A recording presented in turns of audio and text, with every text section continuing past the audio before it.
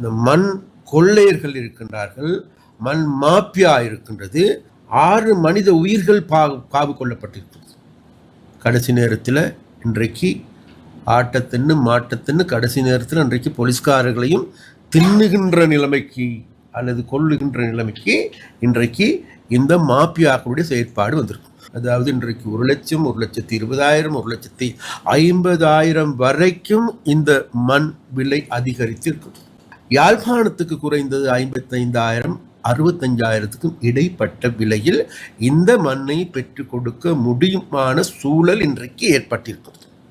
நீங்கள் இது நாள் வரைக்கும் விளையாண்டீர்கள், இன்னமும் விளையாடுகின்றீர்கள், இனி மேலும் விளையாடலாம் என்று நினைக்கின்றீர்கள்.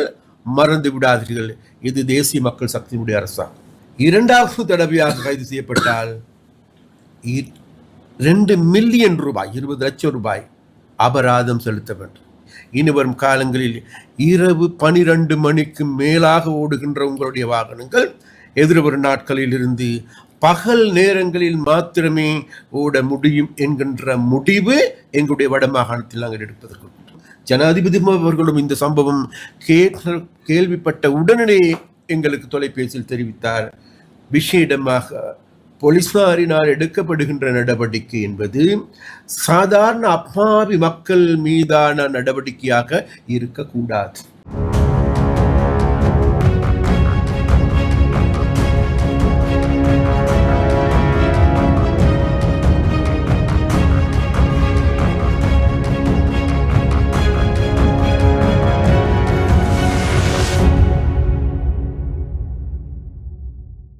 இந்த மண் கொள்ளையர்கள் இருக்கின்றார்கள், மண் மாப்பியா இருக்கின்றது.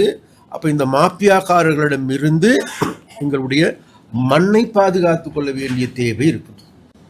ஆனாலும் கூட இந்த மாப்பியாக்களுடைய விளையாட்டு தொடர்ந்த வண்ணம் காணக்கூடியதாக இருக்குது.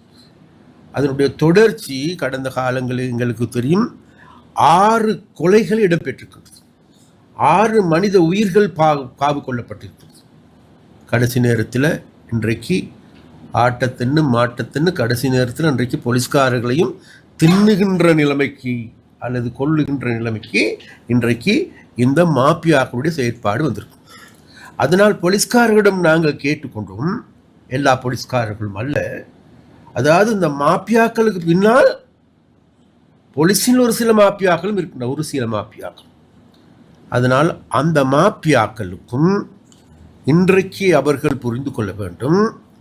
இதற்கு பிறகு நாங்களும் இதற்கு பின்னால் இந்த மாப்பியாக்கள் பின்னால் ஓடுவோமாக இருந்தால் நிச்சயமாக அதனுடைய விளைவுகள் இதைவிட பாரதூரமான ஒன்றாக அமையும் என்பதை அவர்கள் விளங்கிக் கொள்ள வேண்டும்.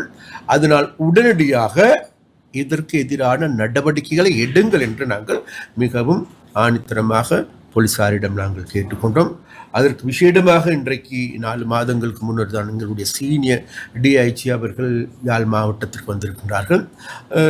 அதன் பொழுது நிச்சயமாக அவரும் கூட இந்த இந்த இந்த நடவடிக்கை சம்பந்தமாக மிக தெளிவாக இருக்கின்றார்கள். அப்போ அந்த தெளிவாக இருந்ததன் மூலமாக நிச்சயமாக எதிர்வரும் காலங்கள் இதற்கான சாதாரணமான நடவடிக்கைகள் எடுப்பார்கள் என்று எங்களுக்கு ஒரு பூர்ணமான நம்பிக்கை இருக்கிறது ஒன்று. அதே போன்று நாங்கள் கடந்த காலத்தில் விசேடமாக கிளிநொச்சி மாவட்டத்தினுடைய அரசாங்க அதிபர், அதே போன்று முல்லைத்தீவு மாவட்ட அரசாங்க அதிபர், அதே போன்று எங்களுடைய ஆளுநர் உள்ளிட்ட நாங்கள் எல்லோருமே தொடர்ச்சியாக இந்த மண் பிரச்சனைக்கு, அதாவது இன்றைக்கு 1,00,000, 1,20,000, 1,50,000 வரைக்கும் இந்த மண் விலை அதிகரித்து இருக்குது. அப்போ இந்த மண் விலை அதிகரிப்பின் காரணமாகவே இந்த மாப்பியாக்களும் உருவாகியிருக்கு. அதனால் இந்த மாப்பியாக்களிடந்து இந்த மண் கொள்ளையர்களிடமிருந்து மீட்க வேண்டும் என்றால் முதலில் இந்த மண்ணின் விலையை குறைக்க வேண்டும். அப்போ அந்த மண்ணின் விலையை குறைப்பதற்கான பொறிமுறை ஒன்றை தயாரிக்க வேண்டும் என்று தொடர்ச்சியாக பேசப்பட்டதன் விளைவாக இன்றைக்கு விசேடமாக கிளிநொச்சி மாவட்டத்தில் இருக்கின்ற சகல குளங்களிலும் பெரிய குளங்களில் இருக்கின்ற மண் அகலப்படுகின்றது. அப்போ மண் அகழ்வதன் மூலமாக இன்றைக்கு அவர்கள் இன்றைக்கு ஒரு டிப்பர் அல்லது ஒரு கியூப் மண் 7,800 ரூபாவுக்கு வழங்குவதற்கு முடிவு செய்யப்பட்டிருக்கிறது.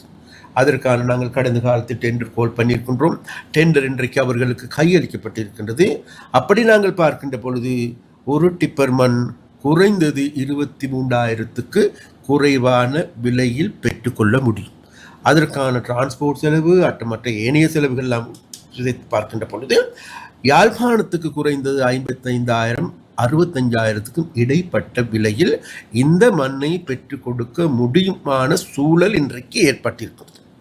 அப்ப அதனால் விஷயமாக நாங்களே அதாவது அரசாங்கம் என்ற வகையிலும் அரசாங்க அதிபர்கள் என்ற வகையிலும் அதே போன்ற ஆளுநர் என்ற வகையிலும் இந்த நிலைமையில் இருந்து எங்களுடைய மாகாணத்தை பாதுகாத்துக் கொள்வதற்கு மாகாணத்தில் எங்களுடைய கட்டுமான பணிகளுக்கு குறைவான விலைகளில் மண்ணை பெற்றுக் கொடுப்பதற்கான பொறிமுறையை நாங்கள் தயாரித்திருக்கோம். அப்ப அந்த பொறிமுறை இன்றைக்கு எதிர்வரும் நாட்களில் நடைமுறைக்கு வரும். அதுவும் இந்த மாப்பியாக்களை தடுத்து நிறுத்துவதற்கு போதுமானதாக இருக்கும் என்று நாங்கள் கருதும். அது மாத்திரமல்ல, மறுபுறத்தில் நாங்கள் பார்க்கின்ற பொழுது கடந்த 10 வருடங்களுக்கு மேலாக விசேடமாக கிளிநொச்சி மாவட்டத்திலே ஒரு சில மாப்பியாக்கள் மாத்திரமே செயல்படுகின்றது. அவர்களுக்கு பின்னால் அரசியல்வாதிகளும் கூட இருப்பதாகவும் கூறப்படுகின்றது. அதனால் அந்த மாப்பியாக்களுக்கு நாங்கள் சொல்லுகின்றோம், நீங்கள் இது நாள் வரைக்கும் விளையாண்டீர்கள், இன்னமும் விளையாடுகின்றீர்கள், இனி மேலும் விளையாடலாம் என்று நினைக்கின்றீர்கள், மறந்து விடாதீர்கள். இது தேசிய மக்கள் சக்தியினுடைய அரசாங்கம், இது மக்களுடைய அரசாங்கம். அதாவது கிளிநொச்சி மாவட்டத்தில் இருக்கின்ற மக்கள் எங்களுக்கு வாக்களித்திருப்பது, எங்களுக்கு இந்த அதிகாரத்தை பெற்றுக் கொடுத்திருப்பது என்பது வேறு எதற்கும் அல்ல, இந்த மாப்பியாக்கள், இந்த கொள்ளையர்களிடமிருந்து, இந்த கந்து வெட்டிக்காரர்களிடமிருந்து எங்களை மீட்டெடுங்கள் என்று கூறியிருக்கின்றார்கள். அதனால் நிச்சயமாக உங்களுக்கான சட்ட ரீதியான நடவடிக்கையும் எதிர்வரும் காலங்களில் வலுப்பெற போகின்றது. ஒன்று, அதற்காக விஷேடமாக இன்றைக்கு நாங்கள் தேடி பார்க்கின்ற பொழுது இவர்கள் கைது செய்யப்படுகின்றார்கள். கைது செய்யப்பட்டு போலீஸ்க்கு கொண்டு செல்லப்படுகின்றார்கள். அது நீதிமன்றத்துக்கு கொண்டு செல்லப்படுகின்றப்போ ஏதோ ஒரு சிறிய தொகை அபராதத்தை செலுத்திவிட்டு விடுதலையாகி வருகின்றார்கள். ஆனால் இப்பொழுது எங்களுக்கு தெரியும், அதாவது முதலாவது தடவையாக கைது செய்யப்பட்டால் 50,000 ரூபாய் அபராதம் செலுத்தப்படும். இரண்டாவது தடவையாக கைது செய்யப்பட்டால் 2 மில்லியன் ரூபாய், 20 லட்சம் ரூபாய் அபராதம் செலுத்த வேண்டும். மூன்றாவது முறை கைது செய்யப்பட்டால் அவர்களுடைய வாகனம் அனைத்தும் பறிமுதல் செய்யப்படும். இதுதான் சட்டம் சொல்லுகின்றது. அந்த சட்டத்தை இதுவரை சரியான முறையில் இயங்குகின்றதா, நடைமுறைப்படுத்தப்படுகின்றதா என்ற கேள்வி இருக்கு. அதனால் இது தொடர்பில் எதிர்வரும் நாட்களில் எங்களுடைய சட்டமா அதிபர் அதே போன்று எங்களுடைய நீதி அமைச்சரோடு இது சம்பந்தமாக உரையாடி இதற்கான சரியான முடிவினை எடுப்பதற்கும் நாங்கள் தீர்மானித்தோம். அதனால் இந்த மாப்பியாக்களுடைய விளையாட்டுக்கு சட்ட ரீதியாகவும் தடுத்து நிறுத்துவதற்கான நடவடிக்கைகள் நாங்கள் எடுப்பதற்கு நாங்கள் தீர்மானித்திருக்கின்றோம். ஒன்று, அதே போன்ற மறுபுறத்தில் இந்த சட்டவிரோதமான நடவடிக்கைகளை தடுப்பதற்காக வேண்டி இனிவரும் காலங்களில் இரவு 12 மணிக்கு மேலாக ஓடுகின்ற உங்களுடைய வாகனங்கள் எதிர்வரும் நாட்களில் இருந்து பகல் நேரங்களில் மாத்திரமே ஓட முடியும் என்கின்ற முடிவு எங்களுடைய வடமாகாணத்தில் நாங்கள் எடுப்பதற்கு, இதற்கு ஜனாதிபதியும் கூட இதற்கு ஒத்துழைப்பு தருவதாக கூறியிருக்கின்றார், அல்லது ஏனைய நிறுவனங்களும் இதற்கு ஒத்துழைப்பு வழங்குவதாக கூறியிருக்கின்றது. அப்ப அந்த வகையில் எதிர்வரும் காலங்களில் இந்த மண் அகலுகின்ற பொழுது, மண் கொண்டு வருகின்ற பொழுது அனைத்தும் பகலில் மாத்திரமே இடம்பெற முடியும். அது மாத்திரமல்ல, அவ்வாறு மண் கொண்டு வருகின்ற பொழுது அவைகள் பதிவு செய்யப்பட வேண்டிய இடங்களில் சரியான முறையில் பதிவு செய்யப்பட்டிருக்க வேண்டும். அதே போன்று அவர்களுக்கான லைசன் வழங்குகின்ற பொழுது அதற்கான உறுதிப்படுத்தப்பட்டிருக்க வேண்டும். அந்த லைசனில் எத்தனை மணியிலிருந்து எத்தனை மணியில் வரைக்கும் ஓட முடியும் என்பதையும் சுட்டிக்காட்டப்படும். அவ்வாறு சுட்டிக்காட்டப்படுகின்ற அந்த சட்டங்கள் மீறப்படுகின்ற பொழுது அதற்கு எதிரான சட்ட ரீதியான நடவடிக்கை எடுப்பதற்கும் எங்களுடைய அரசாங்கத்தால் முடிவு செய்யப்பட்டிருக்கின்றது. அந்த வகையில் விஷயமாக இன்றைக்கு இடம்பெற்றிருக்கின்ற இந்த கலந்துரையாடல் என்பது மிகவும் முக்கியமான கலந்துரையாடல்.